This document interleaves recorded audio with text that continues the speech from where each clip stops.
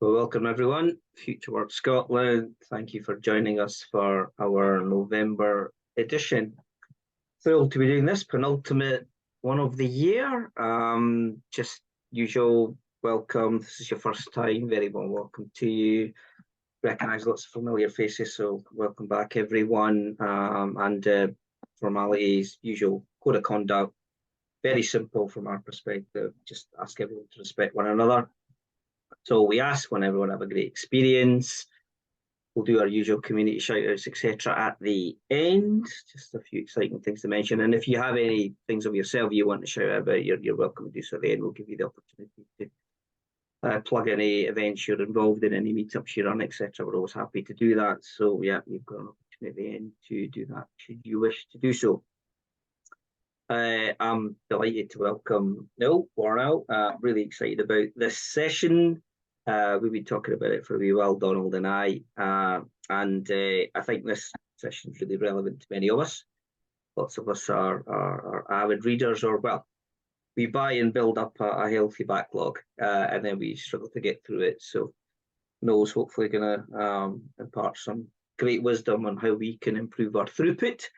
He's got extensive experience in the industry. He's been doing this over 2 decades, helping teams and organizations coach. He's a multi-talented guy, and if you read his bit in the meetup listing, he's up to a throughput of 100. So I don't know how he quite does that, but if I can get to 50 in a year, I think that would be good going. So without further ado, really looking forward to learning more around how one achieves that. Over to you, sir.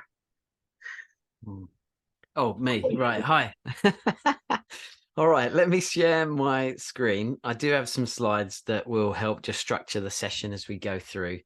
And I think there'll be plenty of time at the end for questions. So if you've got a burning question in the middle, then just go for it.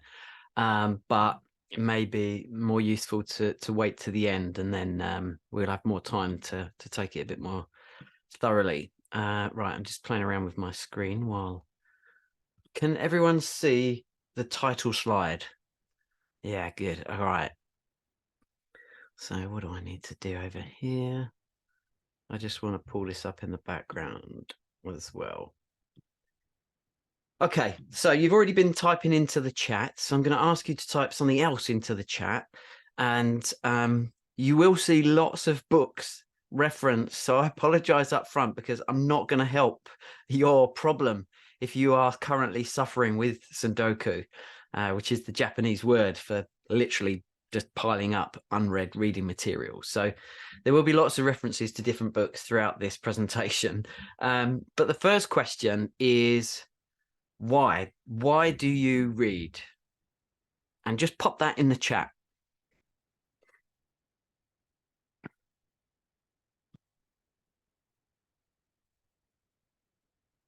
Talking about learning is coming up a lot.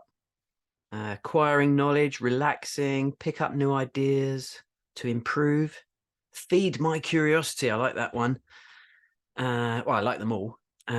Curiosity, get inspired, dream, increase vocabulary. Yeah, another one around improving language, keep developing, helps you sleep. Yeah, see things from another perspective. Okay. And whatever your first reaction is there is totally fine, but there's probably lots of reasons why you read. But whatever that first one was is probably the reason, the most likely or the most common reason that you pick up a book to read.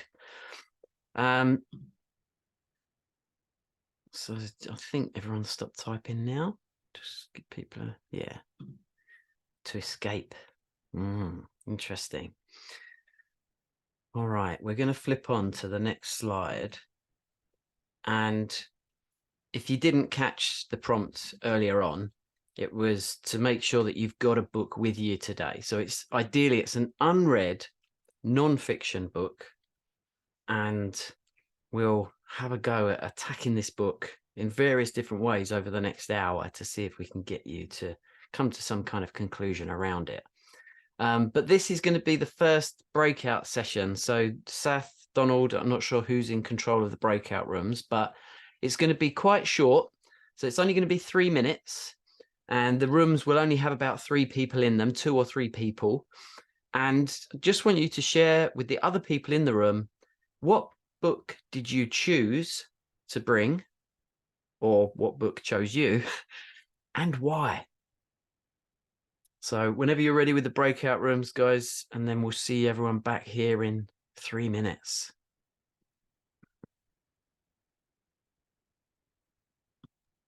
So I've opened the rooms now, folks. So you should all have been assigned a room. There we go, people disappearing.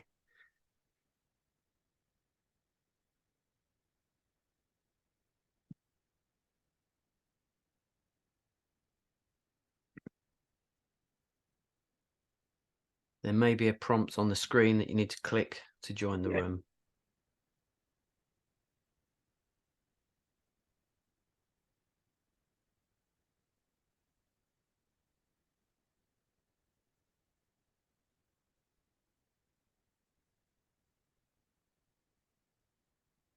Everybody got their room okay? Rejoined? People not? And obviously you don't have to if you not for some reason. Okay, cool. So 3 minutes. No, I've just set the timer. Lovely, thank you. Have they got any kind of countdown at the end, or is it just? Yeah, I can do a little broadcast. There's about 30 seconds to go or something. Do you see? I've just put in the panel on the side here, the gallery view. Do you see that on the screen, or you don't? You just see the slides? I just see your slides. Okay, great.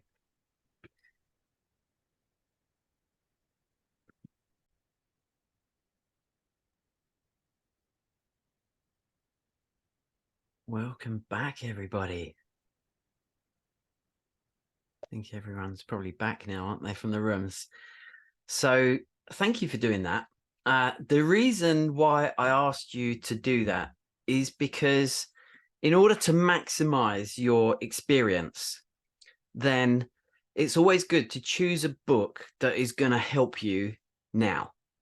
So something that's relevant to your life, something that might even help you solve a problem that you've got, something that is relevant to a challenge that you're experiencing at work.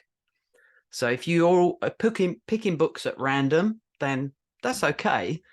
But generally, if you're very deliberate about the choice of the book that you are going to read next, then you're going to get more from it. You're instantly more engaged and you're instantly more inspectional, which I'll come to in a minute, about looking for the right content.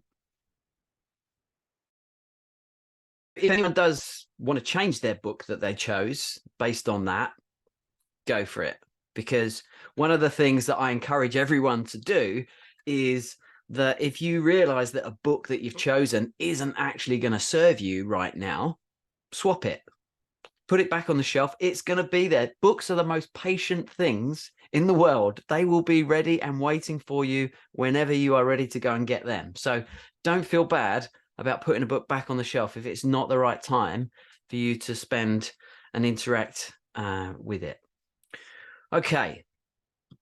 So what is this all about then? Right. This is about this thing called Tsundoku, which, as I mentioned earlier, it literally means acquiring books and piling them up without reading them, or reading material and just having it stacked up. I'm going to read you a passage from a book, and maybe, because this is a bit of a funny word, but maybe you'll resonate with this passage. There they are, by the window, behind the closed door. Page 48. They don't want to think about how long it's taken them to reach this 48th page. The book contains exactly 446 of them. Call it 500. 500 pages. If only there was more dialogue. Not that it would make much difference. The pages are crammed with lines, squeezed between tiny margins, black paragraphs stacked one on top of another, and then here and there the relief of a conversation.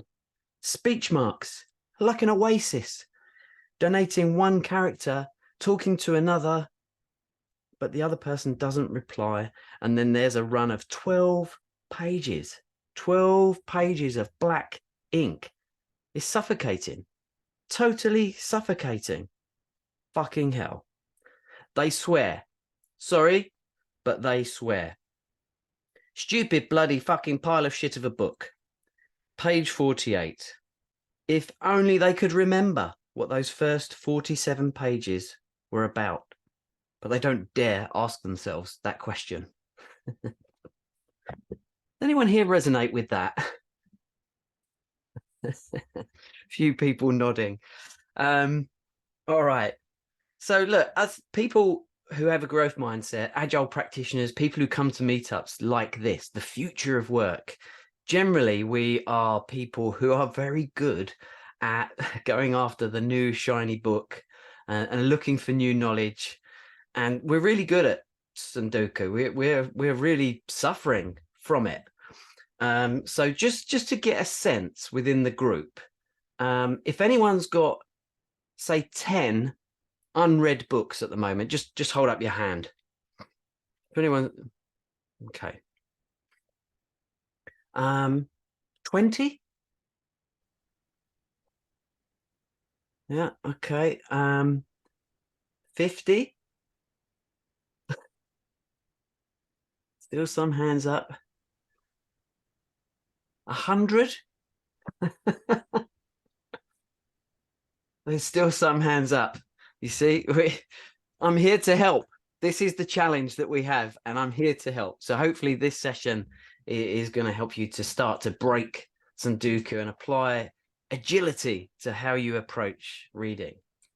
The first key to unlocking this is actually having a regular reading habit. This is my daughter, 2 of my dogs. This is her every morning before she goes to school. She has her breakfast, brushes her teeth, and then she just sits for however long we've got. Sometimes it's 5 minutes, sometimes it's 20 minutes, but she just grabs a book and she just smashes through books like there's no tomorrow. You know, it's hard to keep up the new books that she wants to read. And because she's a teenager, we have to kind of, you know, vet them first, make sure they're appropriate. So there's a lot, it takes a lot of effort. But the key for her is just that routine, that daily 10 minutes before school. So I'm going to ask you, what is your current reading routine? And again, we'll use the chat. Just pop it in the chat. What is your current reading routine? And if you don't have one, or if you have, you know, it's quite ad hoc, just that's fine too. But let's just share what's coming up for the group.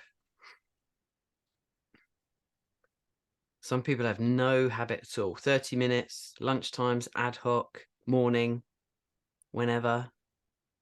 Wow, Joe's got over 3,000 books in his Goodreads account. On the bus, read before bed, audio books, weekends, every night in bed, bit mixed. When I procrastinate.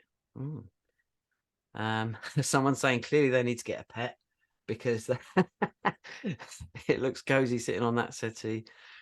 Yeah. Audio books, walking the dog, driving. Interesting. Yeah. I've had people before. No one said in the bath. Normally we get one person who says in the bath. Oh, Erin did. I must have missed it. Because there was a flurry. I do that too. I mean, I have many. Yeah, whenever one can read, one does. Nice. Yeah.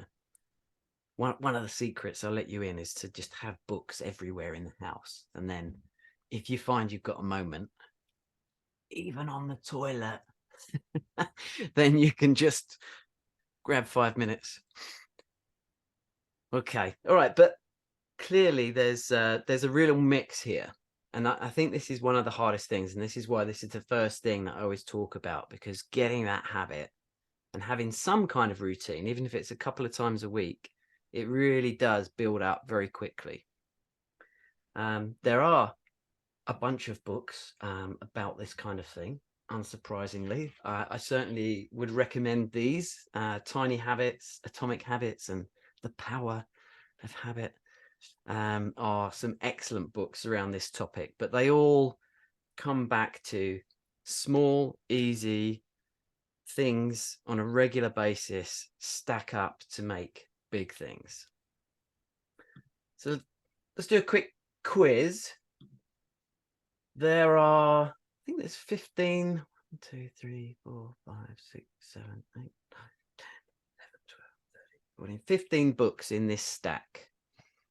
So if this was your 2024 reading list, you were going to get through these 15 books next year.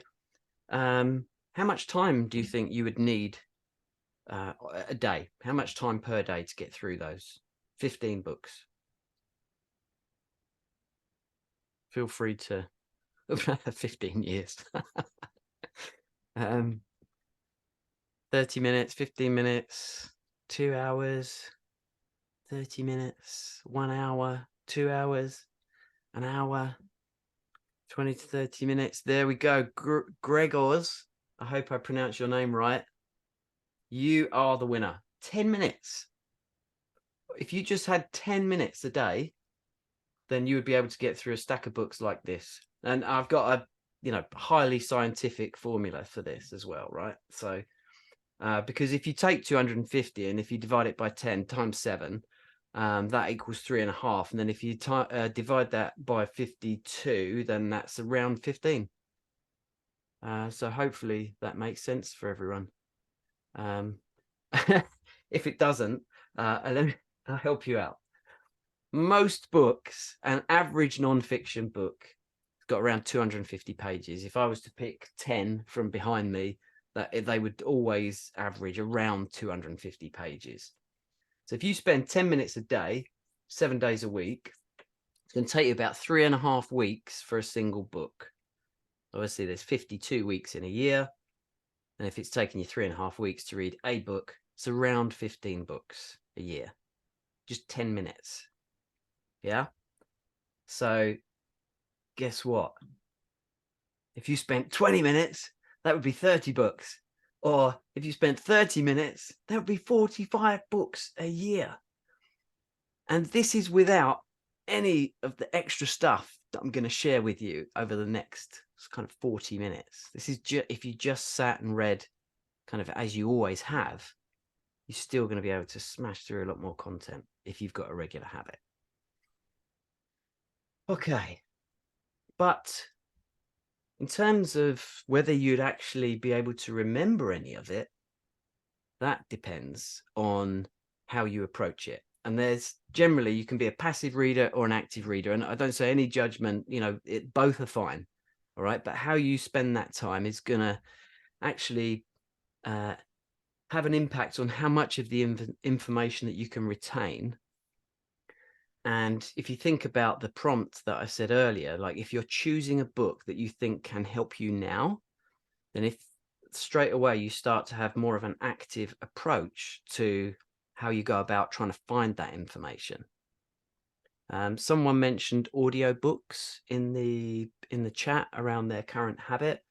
That is good, but that is very passive because typically you'll be doing something else as well. You might be walking the dog or driving or at the gym. So the amount of information that you retain, I would take a strong bet that is quite low. But yeah, active reading is something that I'm going to encourage in this session. So, grab a highlighter, grab a pen, make notes as we go through, not just on the content that I'm sharing, but on the content and the information that you start to find in the book that you've brought with you as well. Okay.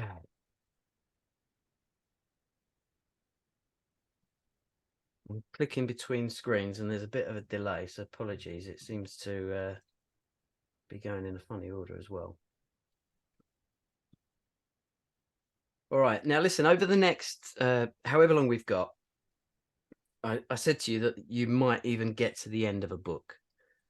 clearly we don't have time to read a whole book of 250 pages. So I'm going to start to give you some of these little tips, but there's 3 possible outcomes for you in this session. So one of them is that you have got what you need from that book and you can consider it done. The option 2 is that you have found out that that book is not going to give you what you need, and therefore you can consider it done. And the third option is, actually, this is great. It's given me loads and I want to spend more time with the book and with this author. So that's what we're going to go for next. We're going to try and get you to one of those 3 outcomes.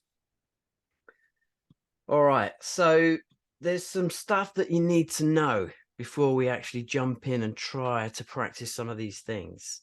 And that is that really people read for 3 reasons. And this may have come up in your breakouts earlier.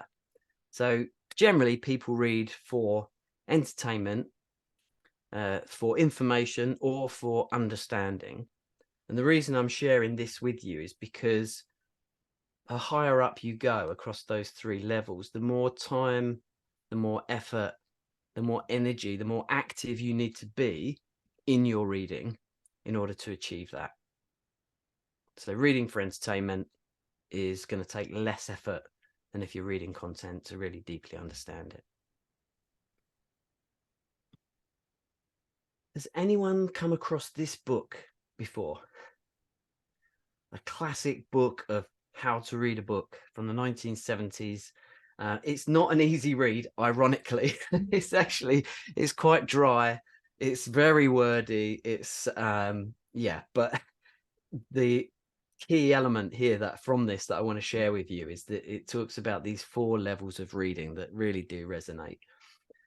Level 1 is what most people do. And again, I say this with no judgment, but level 1 is basically, I know how to read. This is what you're taught to do at school. You're taught to pick up a book, open it, look at the pictures, sound out the words left to right, read every word. When you get to the bottom of a page, start the next page. So it's elementary, and ultimately it's the rudimentary skill of being able to read. And so we're taught that at a very early age. And then as we get older, the content, the context, the nature that we're trying to digest from books that we read change dramatically, but probably the way that we approach it hasn't. This is a gap, and this is what we're going to tap into today. We're going to spend most of the time in this inspectional reading stage. So this is specifically where you have a limited amount of time and you want to get the most out of that book as possible. That's what we're going to be doing in this session. We're going to be teaching you these inspectional reading skills. There are 2 other levels. Analytical. So assuming you've got all the time in the world, but you want to do a nice, thorough, complete read, and you want to get a deep understanding of the content. You really want to digest it all and take your time to get through it.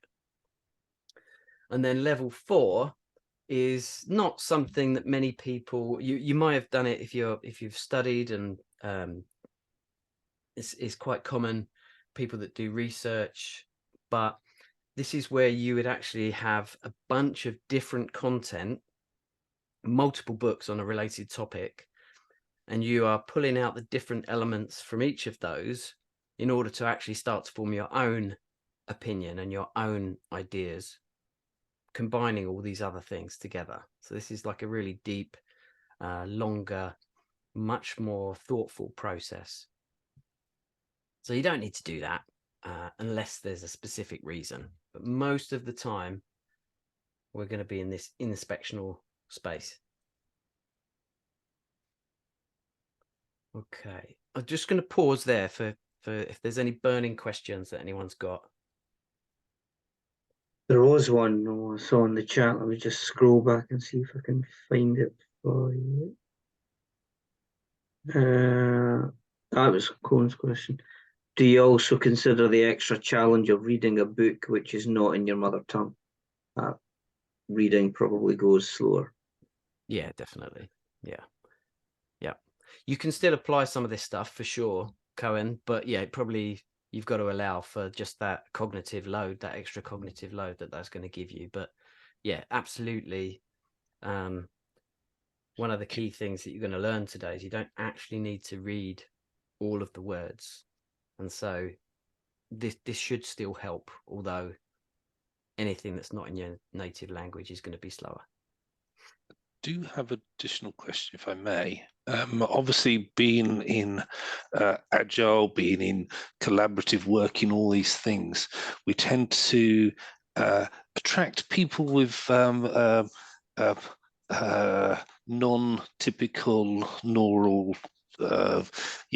People are usually more neural diverse. So dyslexia, for example, is quite high. Would these same mechanisms you're going to show us help people like myself? Because one of the reasons why that pile grows bigger is simply the complexity and the difficulty in actually having the time. Yeah. Okay. Cool. Yeah. Absolutely. Thank you. Absolutely. Yes. And if anything, dyslexic people that have come on my course previously have said that this has helped a lot because it breaks some of the patterns that they didn't know that they should be breaking or could break. Yeah. So which comes back to this elementary reading level. That's the baseline that we were taught, and there was never until now like what's the next level of reading or the next level of reading to match the content and the context. All right, let's jump in and start with the first element of inspectional reading, which they call skimming. So you're going to have 5 minutes, and that's just you and the book. And so we'll turn the videos off and your cameras off. But what you're going to do is you're going to look very specifically at certain bits of the book. You'll need to be fairly disciplined because it's quite easy to fall into that habit of just starting to read. But I want you to resist. I want you to look at what we call the front and the back matter. So most books have got a description or something on the back. And if you've got like a thick book with a cover, it might have like something on the outside that's got like writing on the on the insert. So the front and the back matter. What I do want you to read that. It might have a preface. So again, just have a quick skim through that, but don't get stuck. When you get to the contents page, this is generally something that most of us do look at, but we literally just go through it really quick and we don't really take it in. But today, what I want you to do is I really want you to look through the table of contents and take your time, because we're trying to answer a question here. And the index at the back of the book and an appendix will help you. But ultimately, I'm going to give you 5 minutes to answer this question. And that is, what type of stuff is in this book? What is the information? What is the content? What is this going to help me with? Okay. Any questions on the ask before we do a 5 minute? And I'll just set, you don't need breakout rooms or anything, Sath. I'll just set a timer in the background. Okay, let's go for it. Video's off, pop yourselves on mute. See you back in 5. Thank you. Thank you for taking the time to do that. Anyone find that a bit weird? Like just spending 5 minutes not actually getting into the book, but just kind of playing around with what's on the outskirts of it. I'm kind of hoping it does. Because what I'm trying to do is I'm trying to break those patterns that we've kind of just been stuck with for so long. So this is the first way to do it. And this is actually a great way of saving money, because if you do this in a bookshop, this and the next thing, literally within 10 minutes, you'll get an idea of actually, should I buy this book or not? but this first question is, is this the kind of stuff that I thought it was going to be? And if it's not, then what is it? So you should start to be getting a sense of that now. We're going to take this a step further now, and I am going to let you start to flick through the middle of the book. And we're looking now at the design of the book. And modern books, I say modern books, so most books written in the last 10 years, they're getting so much better at being designed with the reader in mind, as opposed to just, here's a bunch of thoughts in my head, text, like the passage that I read you earlier. So things to look out for. Do they have clear sections and subsections? At the beginning and at the end of the chapter, have a look and see if there's a summary. Because some books now will say, no, here's what I'm going to tell you. And then they tell you. And at the end of the chapter, they summarize and say, okay, and here's what we told you, which is super helpful. Because if you have got that, just read that. There might be visual elements. There might be charts. There might be graphics. There might be cartoons. So have a look, see how many of those start to appear. A lot of books now kind of have models in. So I read one like this recently. It was the one by Karim Harboat, so the 6 Steps of Business Agility. So it's a really clear kind of linear model. So maybe there's some kind of linear model in your book, or maybe it's more of an abstract collection of ideas. But the question that I'm going to ask you to try and answer now is, again, within 5 minutes, I want you to figure out, how is this book organized? How do I navigate this book? Same thing, 5 minutes, cameras off, see you back here shortly. Thank you for that. I've got a question for John. In the chat, you've just put, sorry, I've changed my book. So you've already decided to ditch one book and choose a different one. I have. Amazing. There you go. We haven't, literally within 10 minutes. Yep. Decided that book is not the right one for you right now. Indeed. Lovely. Great. Okay. And again, this might be feeling a bit weird, and I hope it is, because I'm trying to encourage you to do things differently. Like, you haven't actually really started any proper reading yet, and that's okay, because if it isn't the right book, the sooner you can figure that out, the better. Okay. We're going to jump into the last, actually, sorry, before we do that, we're just going to pause. So we're at the stage now where we know pretty much the type of stuff that's in the book, and we know pretty much how the book is organized. So this is where I like to do what I call a chemistry check, because reading a book it's like a partnership. It's like pairing. I refer to it as pairing, where you're listening to sometimes many people's opinions about something, and you might not necessarily agree with it, or you might agree with it but just find them really annoying. So the question here, and we're going to do a breakout, is whether you're connecting with the content, the format, and the author. But Sath, I see you've got your hand raised. Yeah, there's just a couple of questions in the chat that I thought would probably be worth tackling now, because they were relevant to what you asked the group to do. So there was a question around, what did you mean by the abstract collection? So it might be worth clarifying that. And also for the linear model, just I thought now would be a good time to cover those off. Yeah, sure. So an abstract collection is where you don't have to read it from front to back. You can kind of dip in, and every section is kind of it stands standalone. So it's kind of like a dip in, dip out kind of content. So books like, what did I read recently? This one.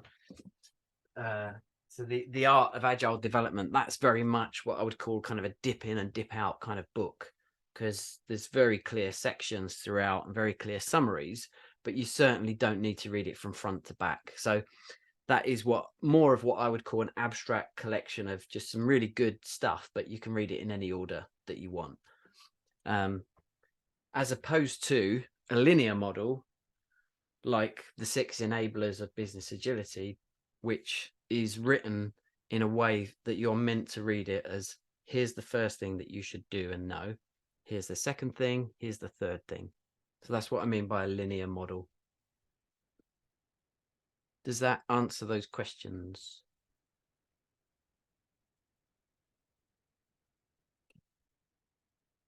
Great. Okay, great. Thank you, Aline. And apologies if I'm pronouncing your name wrong. All right. So, Sath, Donald, I don't know who's in charge of the breakout rooms, but we're going to do another.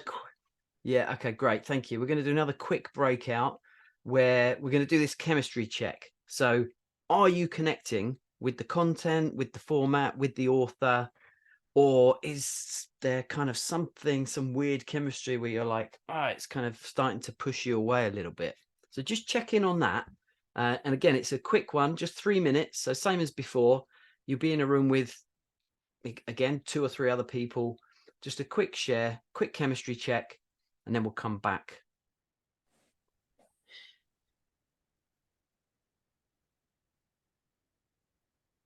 Oh, you're on mute. Should be groups. Yeah, I just realised that should be the groups. I've mixed them up a bit again, just because the numbers have slightly changed.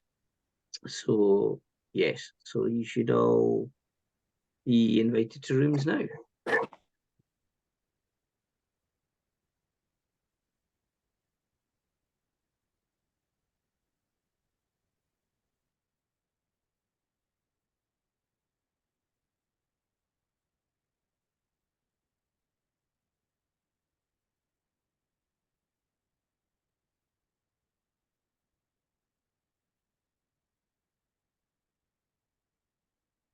You want to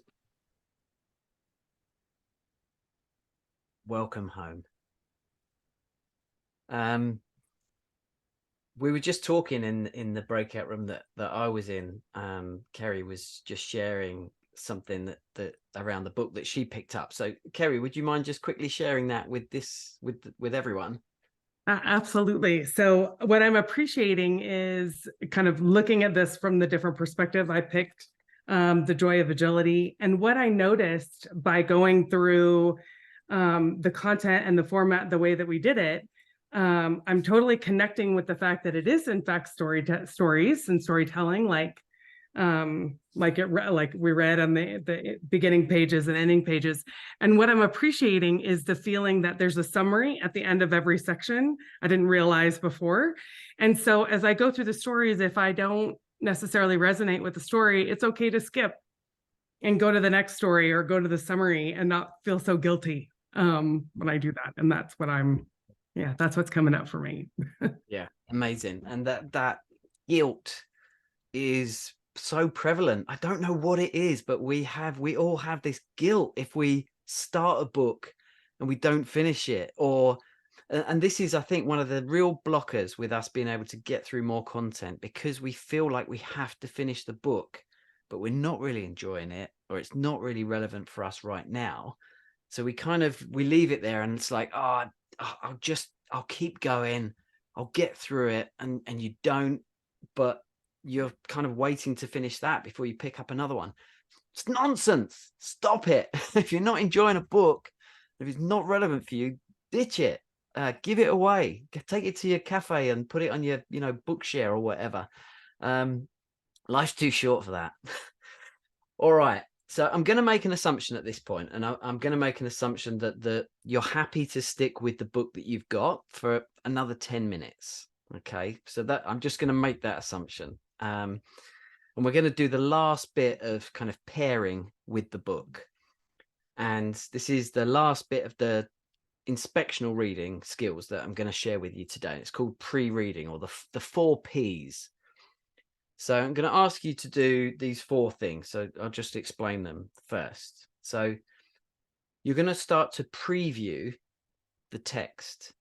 See, again, you're not going to get stuck with just starting to read it. You're going to slowly start to thumb through it, and you're looking for signals. You're looking for signals of what's the main point here. What's the key message? And as Kerry said, in her book, she's found that at the end of each story, there's a summary. So actually, if your book has got these summaries in it, then I would just say, just go to those and start to flick through those. Also, maybe your book has got some kind of epilogue or concluding chapter. They, put a nice bow around it and wrap it up in 3 or 4 pages. Great. Just go to that. So you're trying to understand what's the nuggets here? What are the key messages? What's the key point that the author's trying to make? The other thing that you can do is start to predict. So because you've got a sense of the content and roughly a little bit about the layout, you can start to predict, right, where am I going to find that stuff? So it might be in those summaries, or it might be if you've got a book that's very visual and it has like a key visual in every chapter, maybe that's the thing. But you can start to predict and identify the bits of the book that are going to help you now. What you might also notice is that it feels familiar, that maybe you've read other stuff or you've been on courses, and there's an element here that, oh yeah, I get this. I've heard something like this before. Maybe you're even like a specialist on this thing. You are a ninja on whatever the topic is. But you might just be curious to see, okay, has this person got a different opinion to mine? So you're trying to tune in to say, is this in line with what I know, or is this different? And then finally, the purpose. So why did the author write this book? You should get that from the previous 4 points. So if you're understanding what you're finding the nuggets, you're predicting where you're going to find those kind of things, you can tap into some prior knowledge, then within 10 minutes, you should be able to get a sense of why did they write this book? What is it that they're actually trying to say? So this is a little bit longer. And again, it might feel a bit weird, but I hope it does, because you've got 10 minutes to go through this and answer the key question here, which is this book going to meet my needs? Someone asked a question previously about, do you need to know in advance with this inspectional reading kind of what the book's about? And my answer was no, you don't. It can help speed things up if you've picked up a book for a reason and you're trying to find that stuff. But actually, even if you've just picked up a random book, still by going through these 3 blocks, within 20 minutes, you should know, okay, is this book useful right now for me or not? Someone has said, I can't see the text. All right, what I'll do is I will put this in the chat in the breakout. So you've got 10 minutes, your final bit of pairing with the book, your last bit of time with the author and with their ideas. So I hope you enjoy it, and I hope you get the answers that you're looking for, and we'll find out in 10 minutes. Same as before, camera's off, I'll set my timer, and I'll let you know when it's kind of halfway through.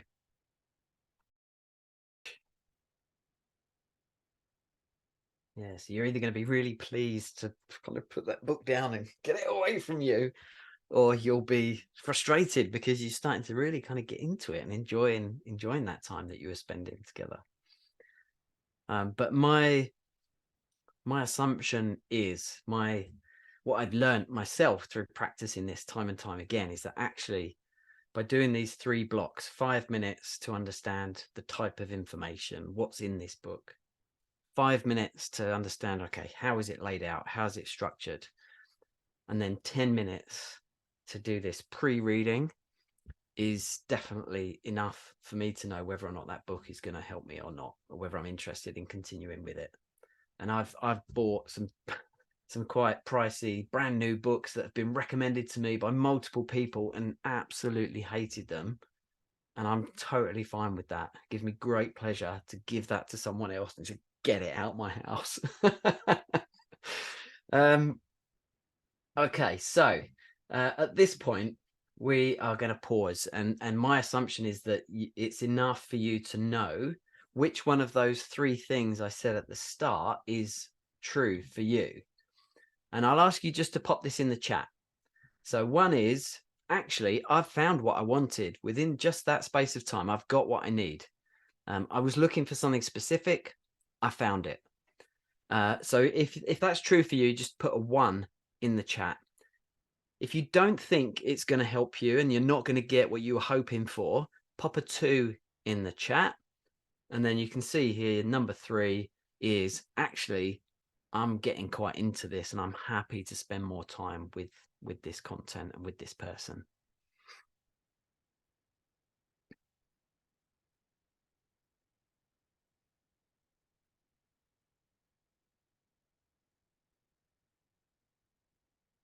Okay, there's a few ones, mostly 3s. And there is a 2 in there, a 2 for now, which is fine. I like the for now as well. So that there's a sentiment there that it might help me at some point, but not right now. So it's not that I want to push it far away. It's just that I just want to park it. I'm going to move on to something else. So what you've been doing for the last half an hour or so is active reading, inspectional reading. You're really trying to unpick and figure out how to digest a grown-up book in a grown-up way. But we are literally just starting to scratch the surface.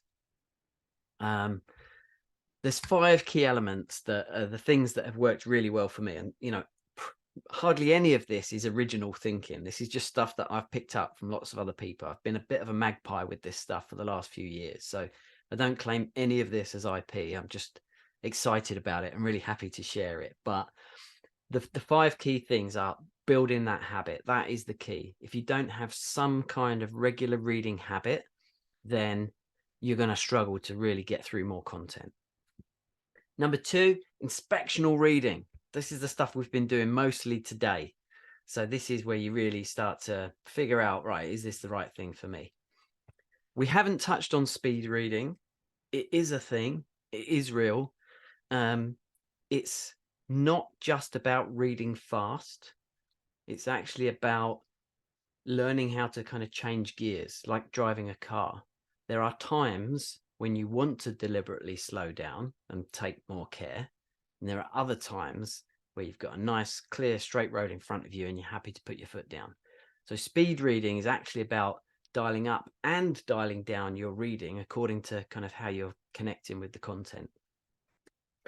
There are lots of tools that can help you, both digital and analog, that can help you read. You know, bookmarks, a lot of my books have got these little, little tabs on, highlighters, and also on a digital, on Kindles, you can share books with people. You can highlight books, and then you can just pull up the highlighted content.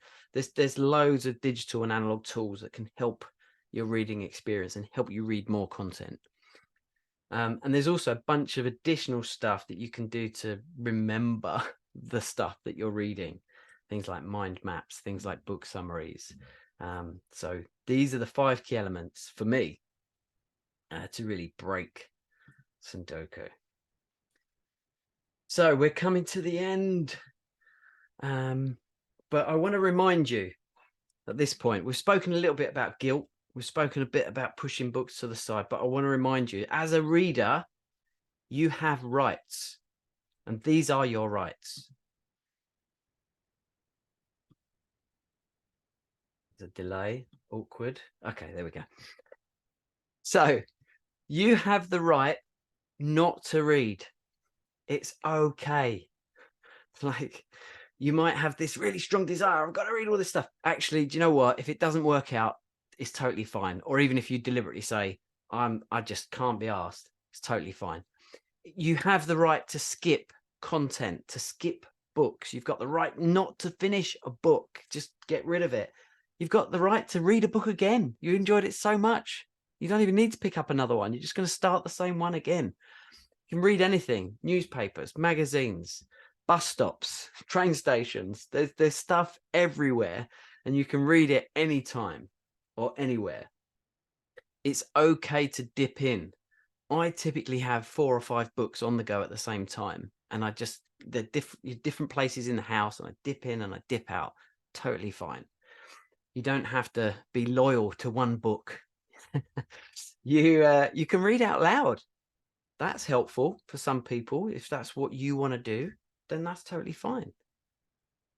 But if you want to be quiet and find a nice peaceful little corner and get up early in the morning before all the other people in your house get up, then that's totally fine as well. And you don't even have to tell anyone that that's what you're doing.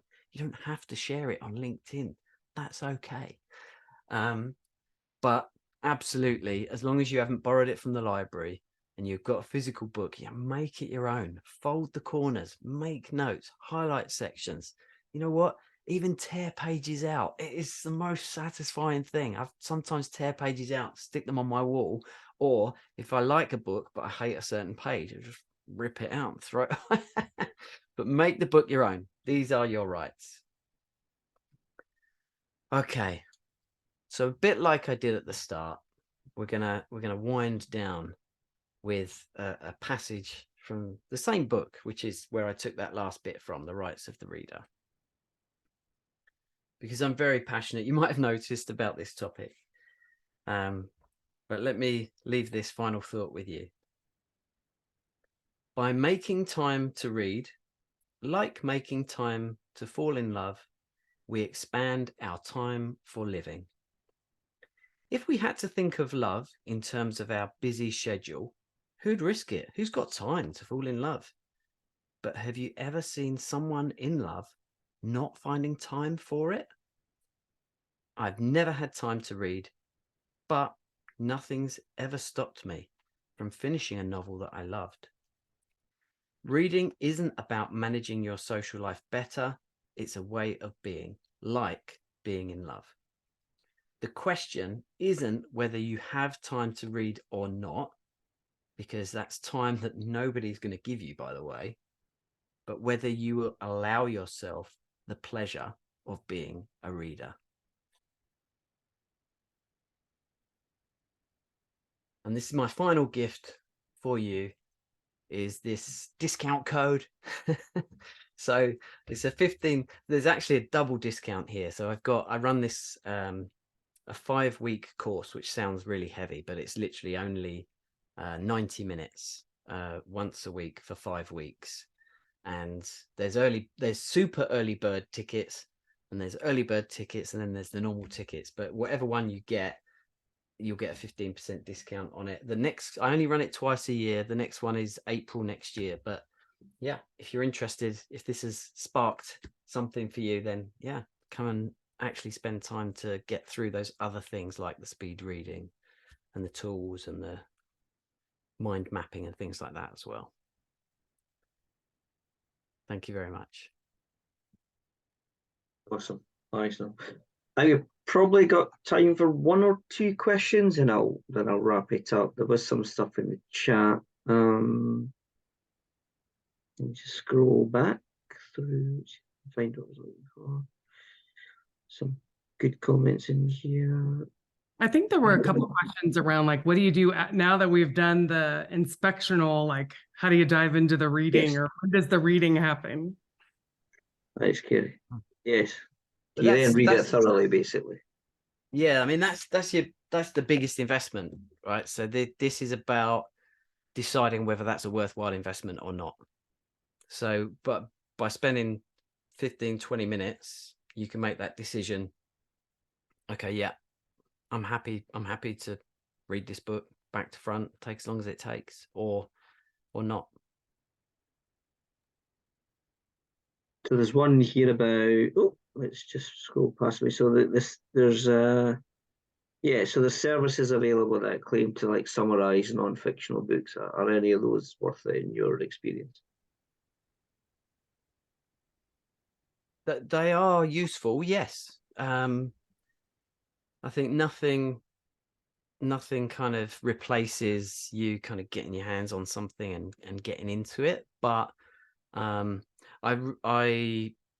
really like them for refreshing books that I've previously read. Actually, that's where I've found the most value.